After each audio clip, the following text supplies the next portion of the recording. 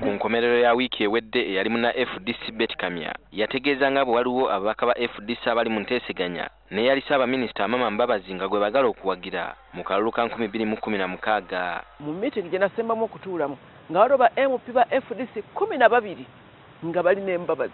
Ekitegeeza nti ku ba MP 34 aba FDC abatula mu Paalamenti 12 ku bo already baakoze eki bagenze n'Ambabazi.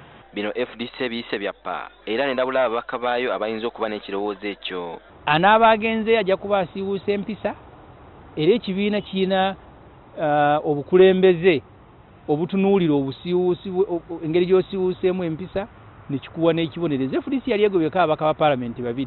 FDC okuvaayo n'erabula kiddiridde okulemererwa okwava mu mukago gu TDA ekyaleetawo enjawukana Mbabazi ne yeesimbawo yekka ne Besigye bw'atyo. Aba TDA baddamu okutuula enkya era aba FDC basooka kwanja butali mu mativu. Kyatwewuunyisa nnyo omukulembeze wa DP Honorable Norbert Mao atali chairman wa TDA kuba chairman wa TDA Professor Sempewa atali mwogezi wa TDA kubanga omwogezi wa TDA ye Honorable Wafula Ogutu okutuula ku kitebe kya TDA n'alangira nti TDA yasazeewo nti Honorable Amama Mbabazi. Ekyo tekyakolebwa mu bwesimbu era tugenda kunnyonnyola bannaffe be tuli nabo mu mukago kuno kubanga ebiruubirirwa byaffe byali bisuka ku by'okutuuka ku kandidate omu. FDC tekomye kulabula babaka ba Parliament wabula n'akakiiko k'ebyokulonda ke balumiriza okwagala okukozesa enkalala okutali bufaananyi bw'abalonzi. Voters register mu Uganda etegeeza nti akafaananyi k'omulonzi kwe kali n'ebimukwatako nga ne bw'okatunulira omanya nti ono wa myaka 8 naye ate bamutaddeko nga wa myaka 4. Naye bw'otateekako kafaananyi ng'oleeta amannya nze n'amanyirawa.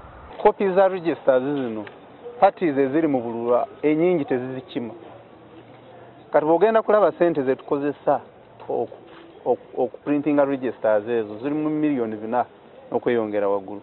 FDC egamba nti akakiiko k'ebyokulonda kandibanga keekobanye n'ekibiina ekiri mu buyinza ki NRM bakole ennongoosereza mu mateeka g'ebyokulonda basobole okukozesa enkalala ezibuzaabuza. Twagala gamba Electoral Commission bw'eba yafudde ekitongole ekye NRM etubuulire naye akalulu kano tuyinza okkagendamu ng'ebiita byakusaaga ne kavaamu kaluma nnyo eri eggwanga lino. Engeri gy'okubeera wano ne twonoona ssente za muwa musolo ne tuprintinga registers n'otazitwala ne tufuna storage problems ndowooza eyo proposal simbi. Aba FDC kati bali mu kweteekateeka bawandiise Dr. Kizza Besigye gwe basimbyewo ku bwa pulezidenti olwa bbalaza lwa wiiki ejja lwe basuubira okumutwala ennamboole ewanaaba okwewandiisa. Ernest Wisdom Kiyonga, NTV Akawungeezi.